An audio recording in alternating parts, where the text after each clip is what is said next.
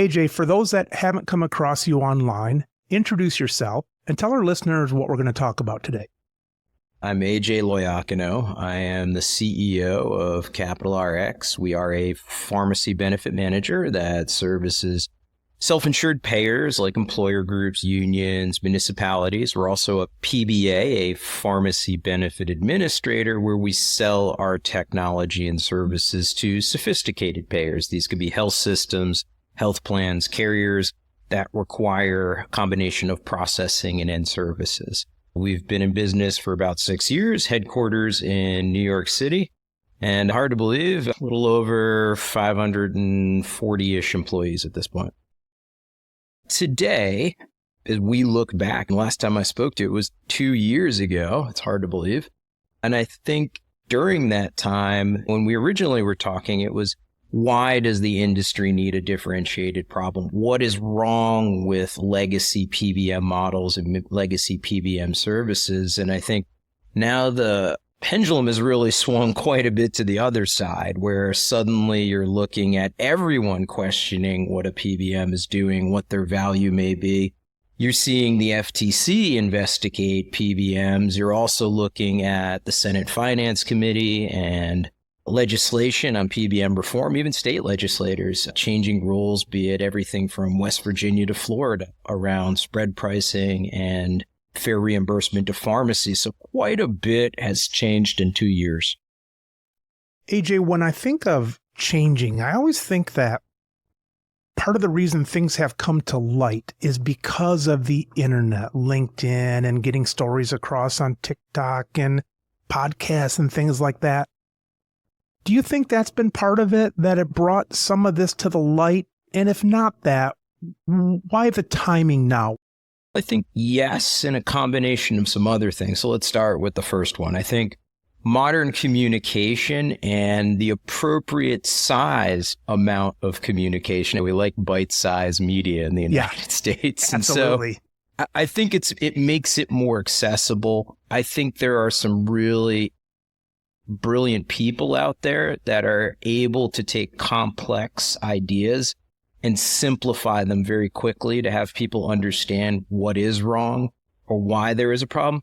I think also it makes it easier for someone to just let more people know if they have a bad experience or something doesn't make sense. There was a time you would have to literally put together a professional media production to make a video. Now you have this tool in your pocket that not only will be a relatively good studio and editing form for you, but publish it for you and communicate.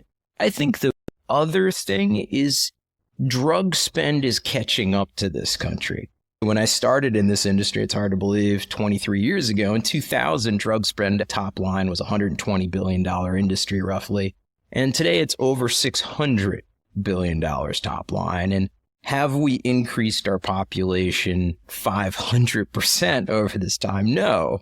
How did we go from something that was 5-6% of healthcare dollars to suddenly being 30, 40, for some payers, 50% of their healthcare dollars? So I think the urgency was created by suddenly there's this catastrophic event of cost that it could be at a personal level for a patient or at a plan level for a small employer group. And this is pushing this conversation to the forefront. And then for what we just talked about, I think it's great that people can make a TikTok and help people understand PBM or healthcare more efficient.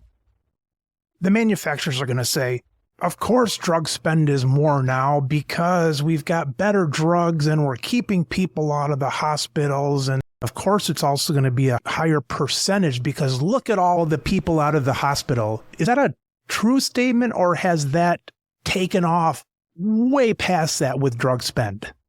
I'm going to say something a little bit different here, which is I think pharma is part of a system that they didn't really create on their own. And what I talk about here is drug inflation. Branded product might inflate anywhere from 5 to 10%. This is simple molecule brand, and specialty drug might inflate anywhere from 7 to 15% compounding each year. And someone might be like, they benefit, they being pharma, they benefit solely from drug inflation and price increases. And I say, not since 2014. And someone would be like, wait, what's so special about 2014? And I call it the price curve to gross to net curve inverts, where once upon a time, if I were to increase the price of a branded drug by $1, it would be safe to say pharma would keep maybe 50 cents on the dollar. And then over time, through the creation of formularies and pay-to-play economics and even exclusionary formularies, and then you have consolidation in the industry, increased purchasing power by 3 or 4 large entities. What happens is suddenly that power flipped, where pharma was in charge of the supply chain and the vertically integrated carriers took over. And when that occurred, every time a PBM would ask, hey, I need rebates or additional considerations, that's the net coming off the list price, what happened was pharma ran out of room. So in the old days, you need more money, I'd just increase the drug prices. But suddenly, state legislation and federal legislation and the press started looking at these price increases, and they had to cap themselves. I need to cool this down because I'm drawing too much attention. And so now, for every $1 increase that pharma might increase on a drug, the PBM and the vertically integrated carriers are pulling $1.05, $1.06 back. And this is gross to net. So list price, yes, is going up, but branded and specialty products net are actually falling, and they've been falling since 2014. And so this is very important to remember, because outside of catastrophic risk, and this catastrophic risk is something uneventful. You have a high cost claimant enter your experience. When you look at or study a large population, there's really no catastrophic risk. It's all occurring equally in your population on a large enough sample. And so the point here is that I'm trying to make is that if branded product is falling net and specialty is falling net since 2014 roughly, and generic drugs have been deflating since 2014, why is anyone's drug trend positive? It's because the supply chain is opaque and overly complex, and this allows for certain parties to take advantage. I said this publicly, so I might as well say it again. If people ask me to summarize healthcare in the United States, I unfortunately describe it as an arbitrage on patient ignorance. Mm-hmm. And because it's overly opaque and because it's overly complex, the end patient is confused. What is the real price? What's really fascinating is if you were to put together a panel, Mike, of subject matter experts, and we were to play a game, what is the net price of this drug? We wouldn't be very good at it. No. Because it depends on what lens you're looking at, because gross to net is what I call asymmetric warfare. It's not, okay, the manufacturer has a list price of $100 and the real price is more like $45. And it's just one big discount. No, some of that is price protection. Some of that is a rebate. Some of that is just a good old-fashioned discount, bulk rate, or chargeback, or whatever it may be, clinical access fees. There's hundreds of different things that are pulling value. Some of this is couponing. Some of this is patient assistance. But it's just pulling down gross to net for the manufacturer. And so it's a very complex discussion, but it never needed to be. The reason why this conversation has become so complex is because, unfortunately, administrators, that's really what a PBM, a pharmacy benefit manager, let's call them what they are, is they're doing hundreds of administrative tasks. So let's just start with, you need something there. You can call it a PBM, you could call it an administrator. You need someone on behalf of the payer to manage eligibility and accumulator feeds and set a formulary, manage plan design, and have a call center and reporting and print cards and letter and prior authorization and approvals and hundreds of tasks that are going on the back end. So I always want to point that out. And normally when you perform a task, you do it for some form of a fee. Fee, right. But not a tax on the service or the good. And I think that's where the industry started to go sideways, with kind of the entire PBM industry coming forth with a business model where there are no administrative costs. It's zero, but I'm going to just take a little bit of the drug spend. And that amount increased more. And it became a runaway freight train, as we know. And I think this is what is creating a lot of the friction and the problem. One of my staff is all excited because in Michigan, they're having these DIR rules coming into effect and so on. And I say to him, don't get your hopes up. I said, here's what's happening. Here's what I hope to happen. That things might get worse January 1st, but through them forcing to do DIRs at the point of sale and all this kind of stuff, that it's going to cut down on the obfuscation that was built into this on purpose. And maybe it might be easier then to talk to the Michigan House and the legislators in Washington, and they might understand it more, because instead of having 12 layers of smoke and mirrors, it got cut down to 3 kind of thing. Is that going to help? Or are they just going to, maybe it's simpler, now it's down to a few levels, but they're going to make 7 more levels below it?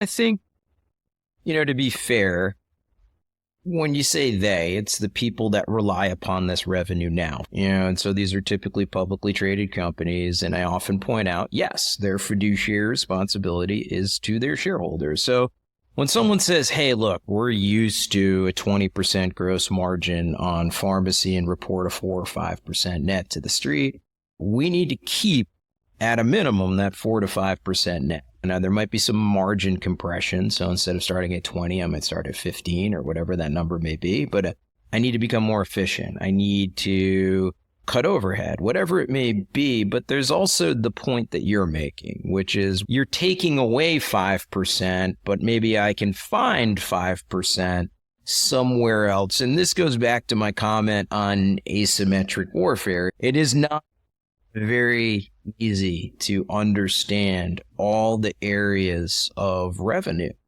that are being harnessed, if you will, in the model. So I think, yes, regulation and oversight is necessary and helpful. You can't convince me otherwise, because until the regulation becomes so heavy-handed, it becomes inefficient, but I haven't seen that yet. In fact, we really have had very little oversight and regulation in this industry. I often joke, let's just take self-insured business. Who is the regulatory arm or oversight? And it's technically the Department of Labor under ERISA, I'd like to point out. For Carecade, sure, it's CMS, but it's not clear-cut, and they certainly, to this day, I want to make it clear, I'm very supportive of those organizations and agencies, but due to resources, they just haven't been able to even lean in and start to understand. I think some of the benefits from the amendment to the Consolidated Appropriations Act, end of 2021, which amended Section 408B2B on healthcare compensation and disclosures. So if you're a self-insured plan, you're the fiduciary, the plan sponsor. You have to find out what everybody's making, the compensation on your plan. And in addition to that, you need to understand if that's fair or reasonable. It's not just, hey, I did some reporting. Be like, all right, someone's making $7-8 a script on me. Is that fair? And I'm not talking about the administrator. I'm talking about something in between. And so I think to your earlier question, though, it is helpful if there's legislation or amendments or just better regulatory oversight. Sure, someone is always going to try and find a way to make more money, but at least it's starting to contain some of that unrestricted gain or revenue share that people could find in the marketplace. I don't think there's going to be the magic solution that covers everybody's need and, to your point, makes it very easy and transparent to understand. I think what is going to create and foster change more than anything else is competition. And I think that's where Capital RX and our organization comes into play, where if you're able to offer someone a better service model at a lower price point and real performance, people are going to take note and take your pick of any industry. Better product comes around, challenges legacy models, challenges oversized margin a competitor may have been enjoying. I think this is what is healthy in any industry. What's your take on the FTC investigation? Were you happy to see that? Is that a pain in the ass? What's your thought on that? I think it's overdue. I think it's helpful that someone is investigating or reviewing the model, whatever verb you want to put in there.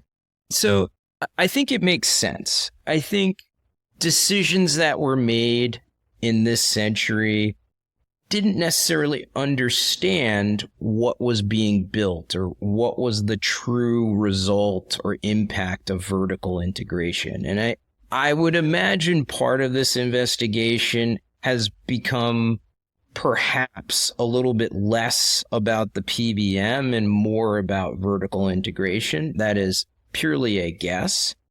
And I think this all goes back to, is there a concern? Is there something anti-competitive occurring here? Is the American citizen or the American patient being injured by some of these organizations? So I don't know what will come of it, but I think regardless, it demonstrates the U.S. government is taking an interest in one of our, if not the most expensive industry in the $4 trillion we spend in the United States on healthcare in general. Yes, I definitely believe if the FTC or DOJ wants to look at telecommunications or look at automobile manufacturing, they certainly should be looking at the healthcare industry. So look, I think it's natural. It's healthy. I think we'll see what happens. But right now, we don't know much of anything. We just know it's an ongoing study.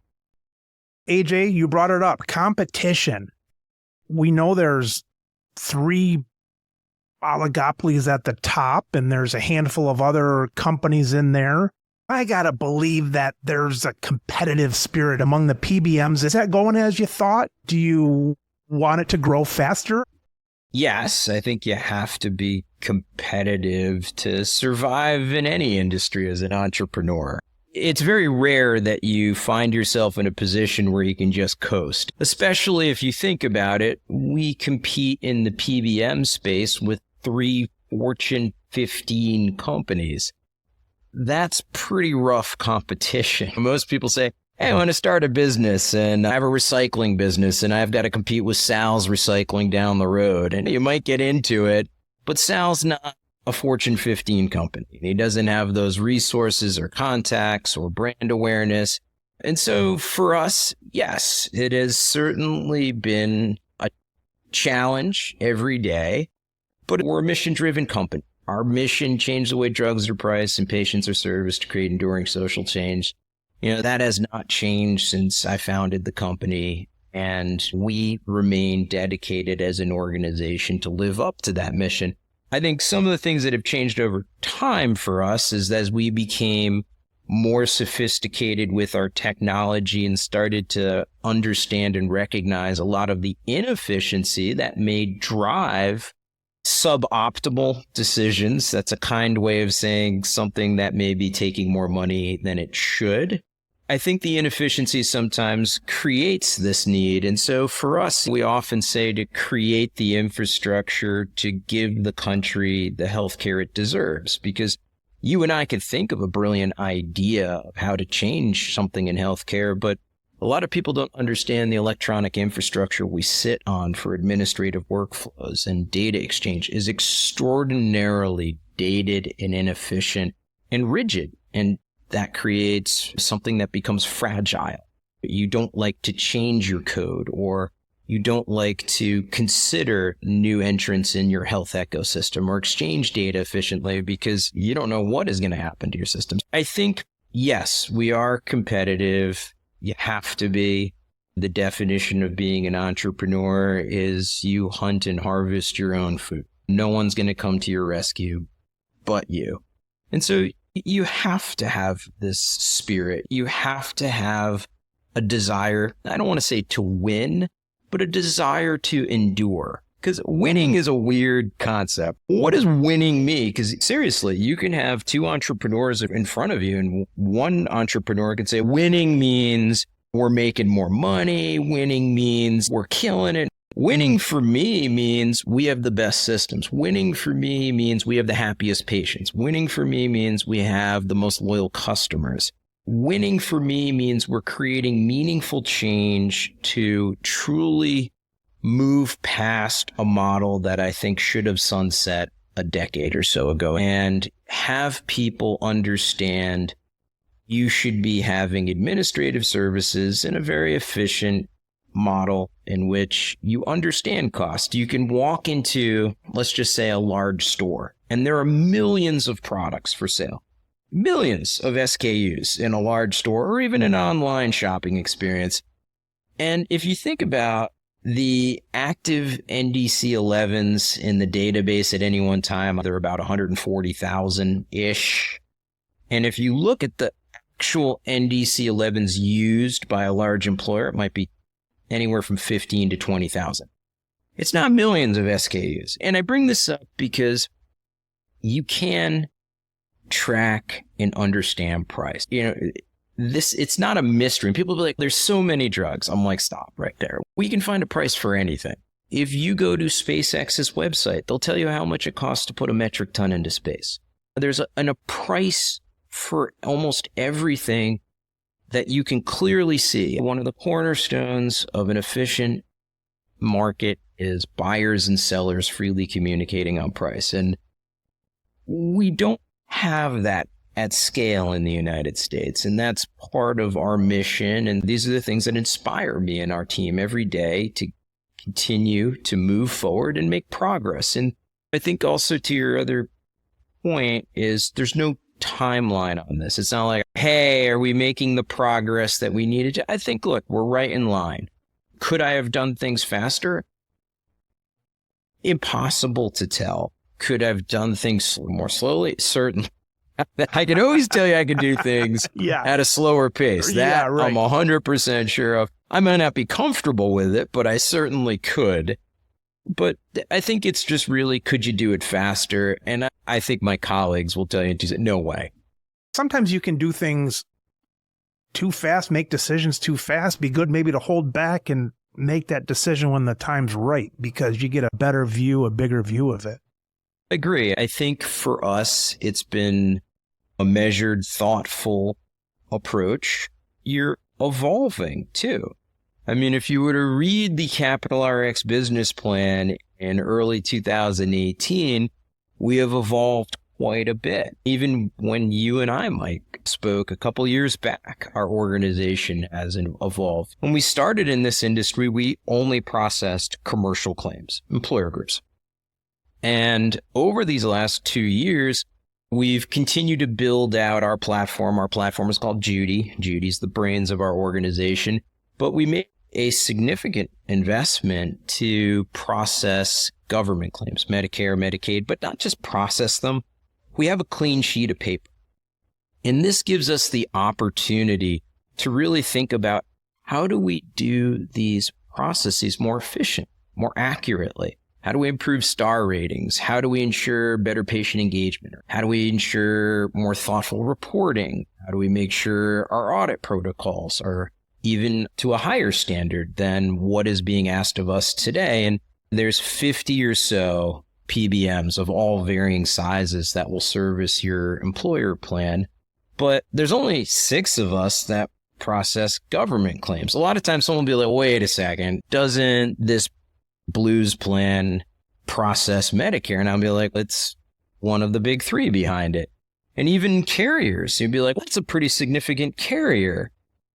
And they're publicly traded, and they'd be like, they must process their own. Be like, no, they rely upon the big 3 as well. And it's a very finite universe. What I try and make a point of, Mike, is we're really the only claim adjudication system that was written after 2006. And why was that important is that's Medicare expansion. And so we really did take a legacy system and try and shoehorn it into the regulations. We really had an opportunity to say, wait a second, let's write this correctly. Let's literally write the best Medicare platform out there. And that's exactly what we've done. And so it's a great example of starting with one idea, servicing that market well in that segment, gaining experience, and building to a much bigger experience and marketplace.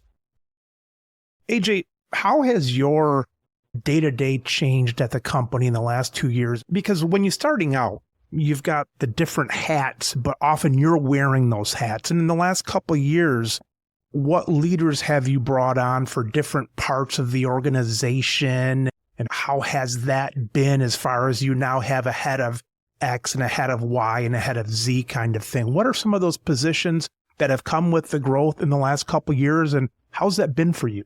You're spot on, as always. You start out, we were 3 people and a plant. That's how Capital RX started.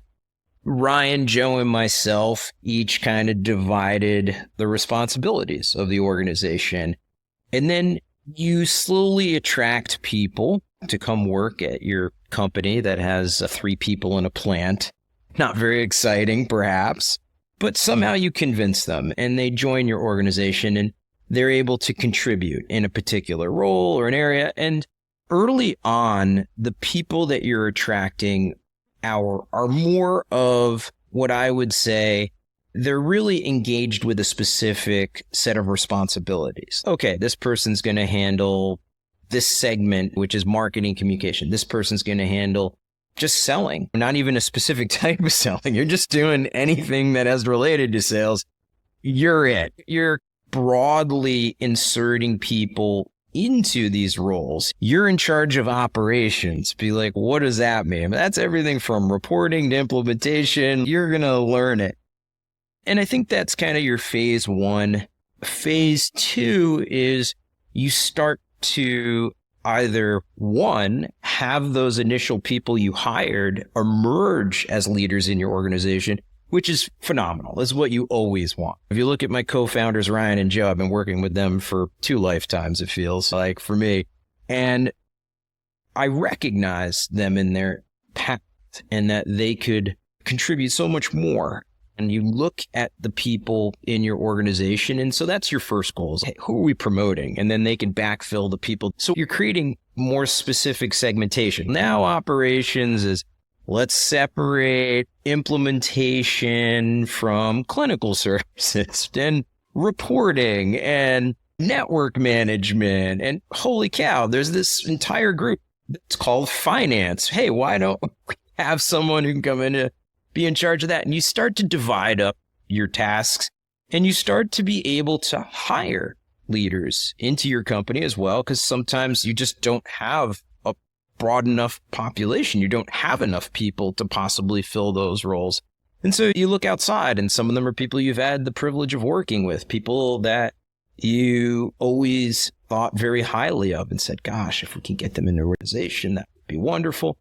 This is what you start to do. That's where you start to build out. And so we try and create a fairly flat infrastructure here, but you have your leadership team. You're going to have your lieutenants that are going to have what I call more specific roles underneath that person.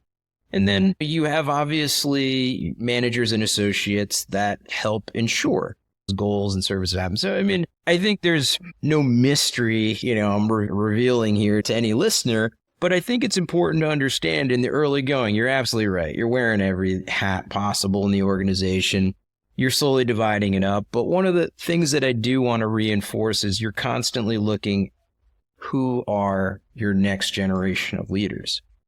It's oftentimes like you're running any type of professional sports team. You have a farm system, some sort of farm league, and you're working with these people and you're taking note of your high performers.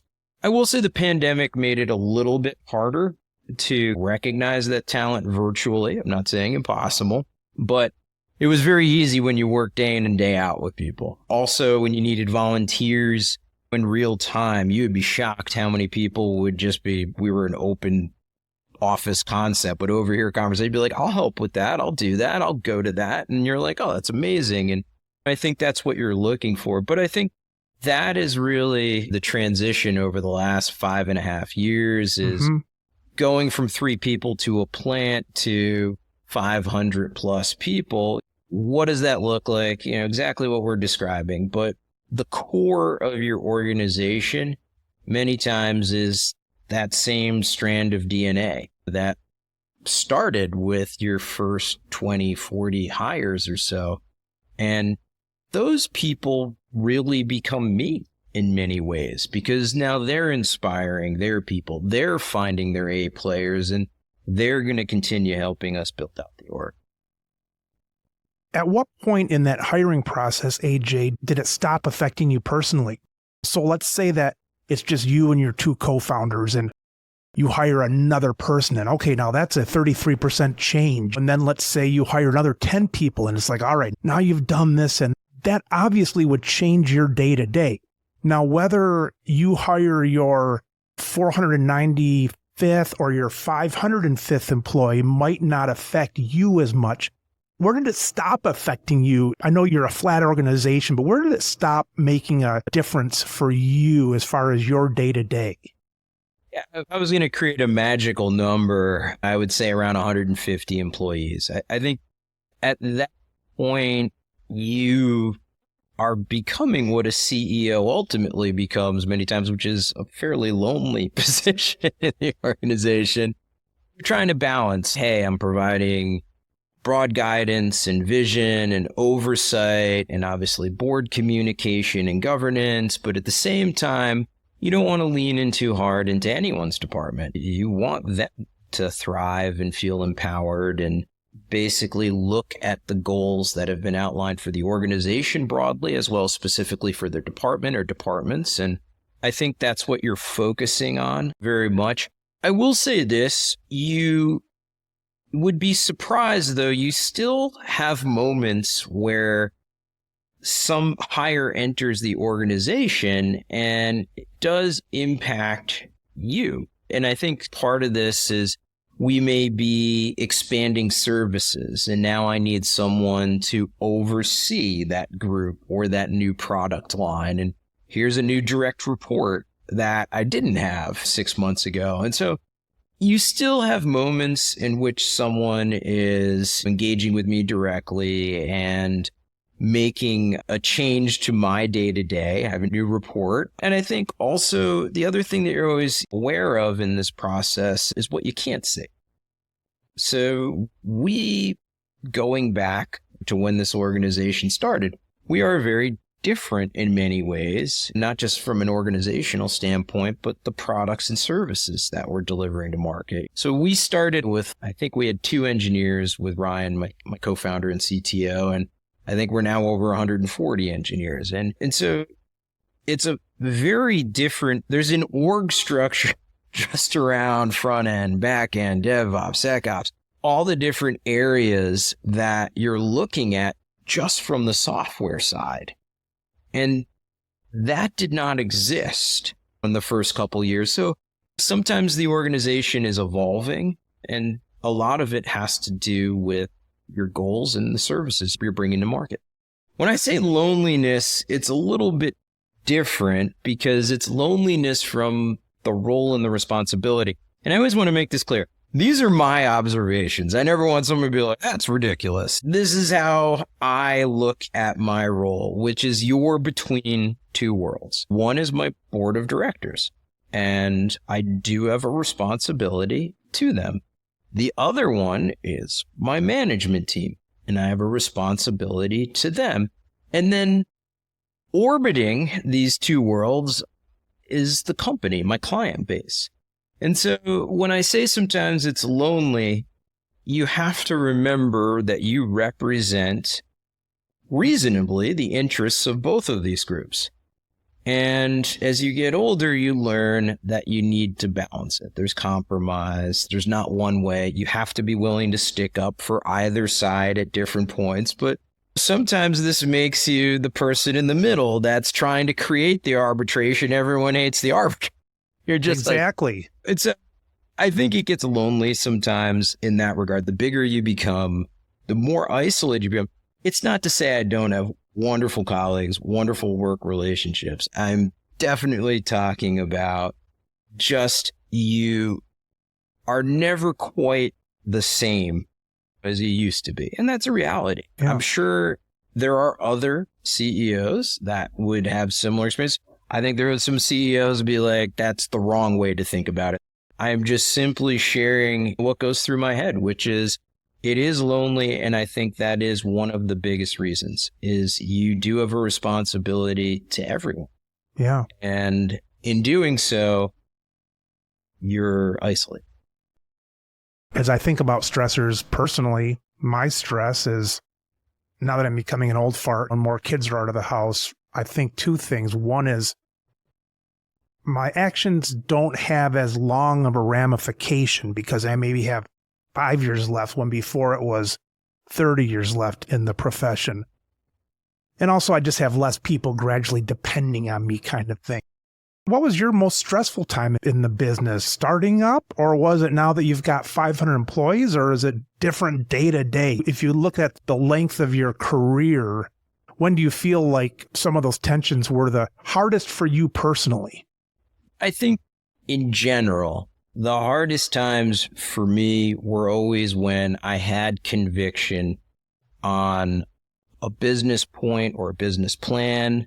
Someone has set an objective for me. That could be the board, that could be a peer in the organization. And I have conviction for it.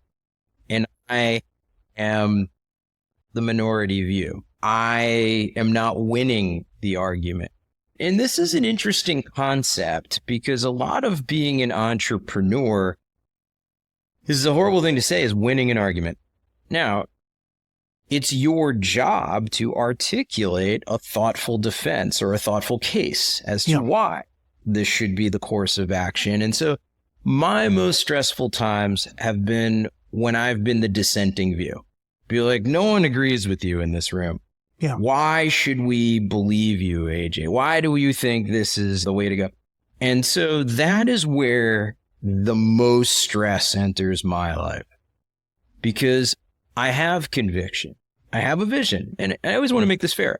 I can be wrong, but it doesn't take the stress away, especially if it is a large decision. Someone's charging you, hey, how do we make this company even bigger and do this? And you're like, based upon my experience and data I've gathered, this is my plan. And the question is, how are people going to respond to it? And your conviction also doesn't end with a no. So capital RX in many ways was born from a no, where at one point in my career, I had conviction. I felt that I was observing something in the marketplace that was happening, a variety of data points that was leading me to this thesis that would become capital RX. And I had conviction for it, but even though I perhaps didn't win my point or points at a prior date, it stayed with me. It never left me, that conviction. And I think this characteristic or these characteristics are very important for an entrepreneur, where you're saying, okay, I may have to step away, but we're doing this, or I may have to double down on this, but that is hands down some of the most miserable in my life. And there's no escaping it. There isn't. Because you either become a zombie and just walk with the living dead in the model that you think is not going to pan out, or you energize the organization and you have people see and embrace the vision and where we're headed and why this is so beneficial. And it does become easier with success. I remember when I was a kid in supply chain software, and I wrote a proposal to one of the regional managers. And the first thing he wrote back to me, he goes, "Do you always send business proposals to the management team?" And I go, "No, it's my first time." And he was just like, "Yeah, keep trying, guy. Like one day you'll get it." And 20 years later, it becomes a lot easier because now you have success or experience, or at least a track record that people would say, okay, he hasn't lost it. This seems like a sound strategy. Let's lean in and listen. Let's give him or her the opportunity. And I think that's really important. I think there is a bright spot in all this. Yes, it's stressful. But when you realize it, that's what's been driving. It gives you the tingles, that moment. And you're like, this is why I endured that period. It could last a year, could last 2 years. It's not, oh, you lost the decision. It's a day or two. Some of these things took me a year or two to crawl out of. And I say crawl because it's humbling. You're on your knees. You've been laid low. And I've always been taught it's easy to be a winner. It's super easy. There are different types of winners. There's congratulatory winners and respectful winners, but winning is genuinely easy. You know what's hard? Losing with dignity, losing with honor, and losing in the sense you didn't lose part of yourself in that experience, that you're holding it together. And this is any profession. Anybody has gone through this. I don't care. And I put aside being an entrepreneur. We all have moments in our life we are laid low. And it's what you do after it is going to define you.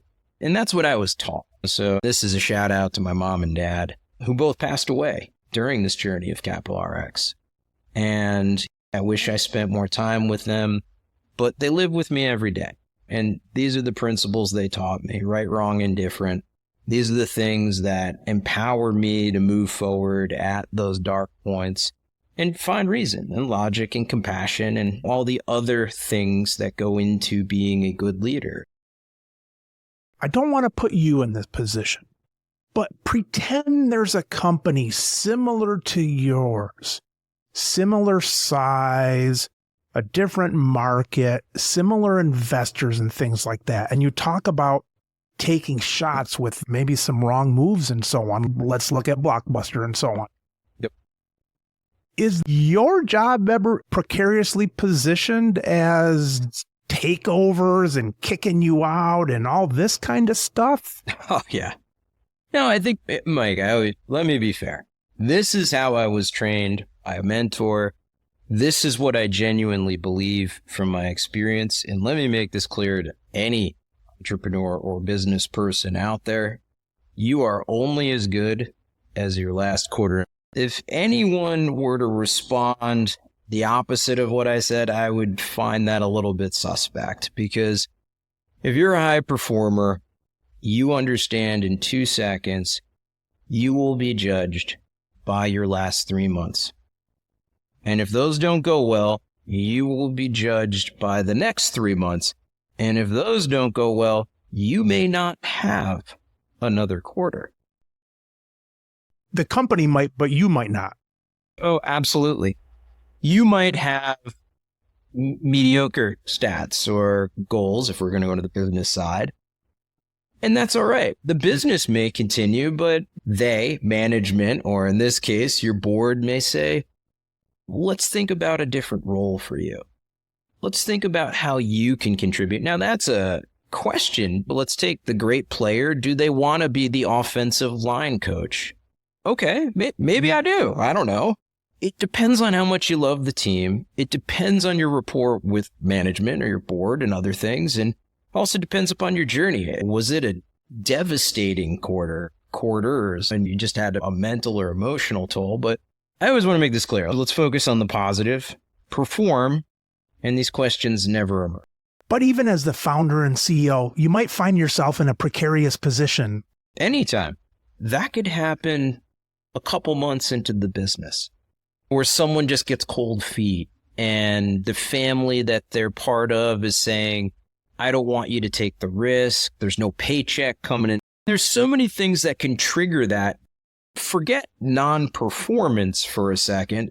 I think it's important to remember it's just life can work against you, where I don't have the conviction. I'm not continuing in this journey, and people catch it. It could be that someone becomes disenfranchised with the business model. I don't agree. This wasn't what we agreed to. I'm out. I think it can happen anytime. If you have investors, it could certainly happen at any time.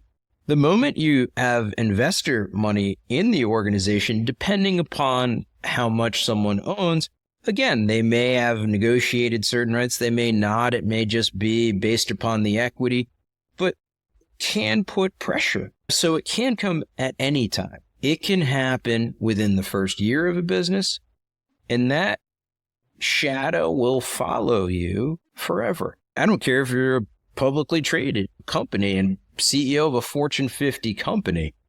In my situation, I own my business. Nobody can kick me out except my wife, who is a 50% absentee owner, I suppose, could work on kicking me out. Besides that, my job is protected until someone's 51% owner.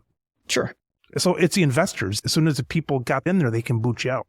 Exactly. So investors can do it, or unless someone negotiated some sort of extraordinary right within your operating agreement. But otherwise, I go back to the more human elements of someone just giving up. Because why is someone going to just stop or kick it in? It's too much pressure. Quite often before somebody would kick you out, you've already brought yourself down. Yes. And you've already almost made up your mind, I shouldn't be here, kind of thing. It's never a surprise when it's going to rain. Yeah. You step out of the house, there's some clouds. It's very rare. It's a beautiful sunny day and thunderstorm just rolls through, but usually it's pretty quick. I'm talking a large weather front is moving in. You just look and you just see that thing extending as far as the eyes can see. It's business.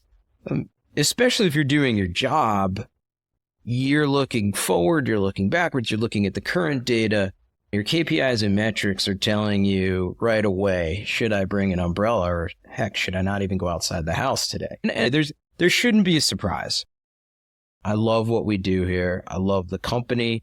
I love that we're changing an industry. I love that we're building the technology that will be the standard for the next 50 years.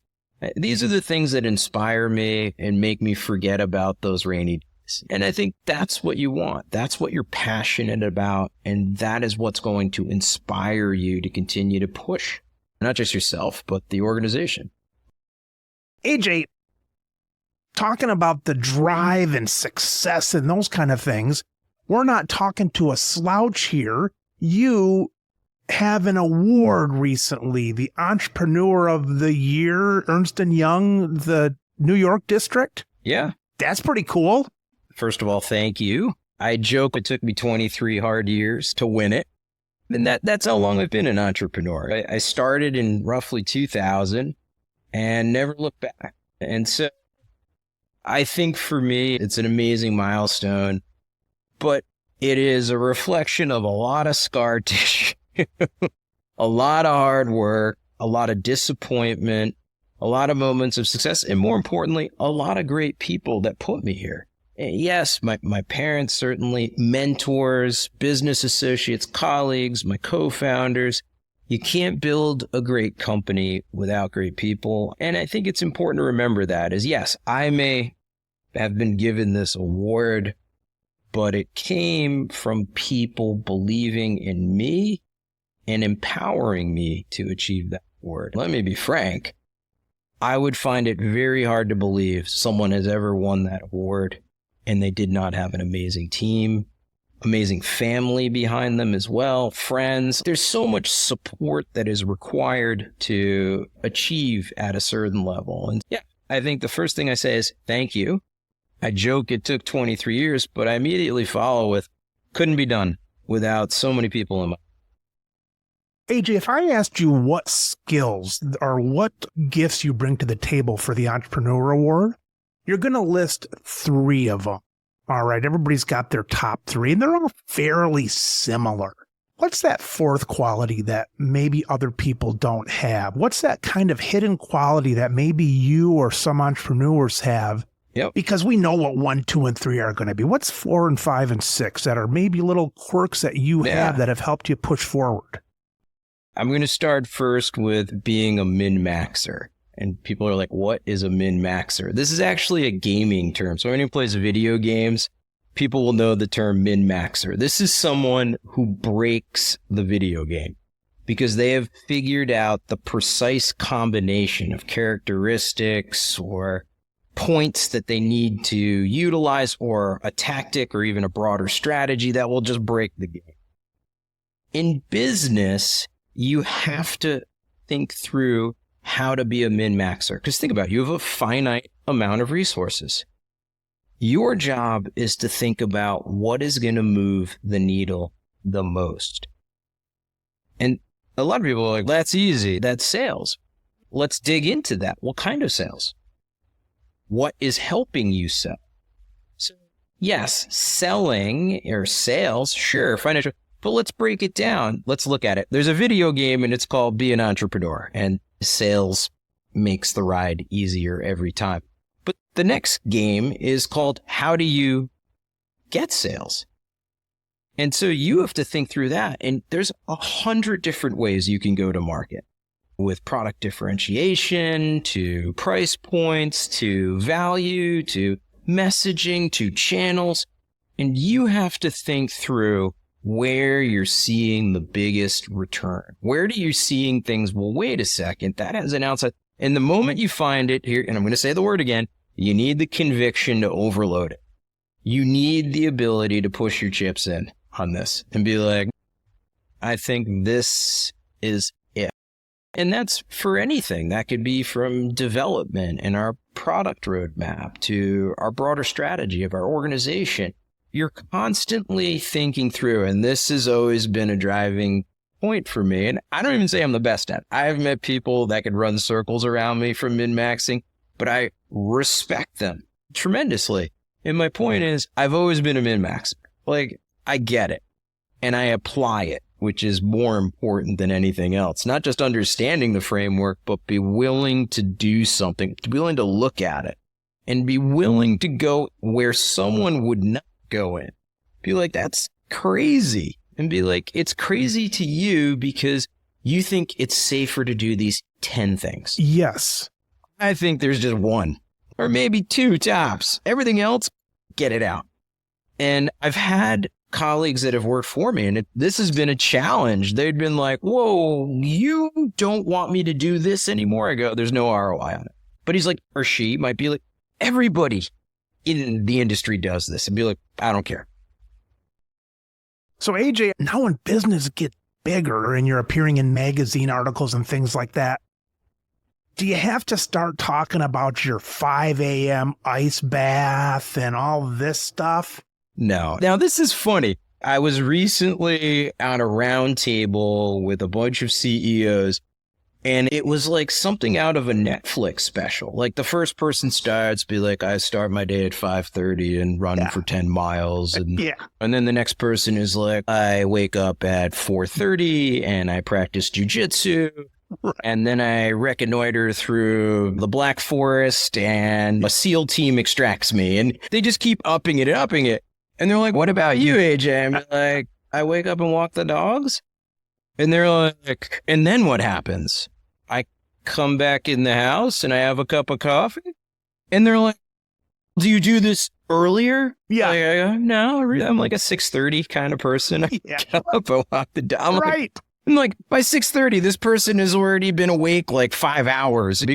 And I'm like, I can't even fathom. I'm like, what time are you going to bed? Like, these people are either insomniacs or lying or some combination, or I'm just not. They're equal. I want to be fair. And there's some amazing people out there, but I oftentimes feel like I am the king of mediocrity. I like Bezos, pre-testosterone Bezos. This is like 3-4 years ago. And someone asked him his morning routine. He says, I like to putter. He said, I get up and I just putter, walk here, get my coffee and read this article and do this or that. If someone proved to me that like an ice bath worked, I'd say, oh, that's cool. Enjoy it. I'm not doing it, but I don't think there's any proof for these weird things that people do. Some people say it's so terrible that they ate the frog early, but no thanks. Myself, in my journeys, I find that I am not that interesting of a person. Because even when I say I do something like, oh, I like to ski in the winter, people will be like, oh, where do you heli ski? And I'm like, I don't. I go up a lift, like most people in the country. Tell me about your out of bounds skiing or this, that, and the other. And look, I love people that do these things, but they're looking for something exciting. So that's why I started laughing when you asked the question a little bit is, no, I don't have anything unique. I play basketball with my boys on occasion, a little pickleball. I ski in the winter. I walk my dogs. Yes, I occasionally like to go out with friends and fish and do things like that. Like just nothing where I'm training to be Olympic grade at any of these things or put myself in peril. So I just don't find the need. I got a number of older brothers, and one of my brothers and his friends, all these years, they played basketball when they're getting older, 30 Sure. basketball, softball. All these guys are hobbling around with bad knees and getting this replaced and that replaced, and I got to pace myself. No, I'm with you. I think it's an overlooked art to endure. That's right. AJ, what a pleasure talking again. Last time we talked, we got through the details of the business, and now 2 years later, to me, you seem just as enthused as ever. So whatever you're doing, I think it's because of that mission-driven work you're doing, and that shows. So keep doing what you're doing, and we'll check in 2 years. Oh, thank you so much for having me, Mike. And I look forward to what happens next. And hopefully I'm still here. I feel That's right. A little bit of a shadow on parts of this call, but no, I'm excited as ever. And again, I couldn't do it without my team. So Absolutely. I appreciate everyone at the organization. All right, AJ, we'll keep in touch. Thanks again. Thank you.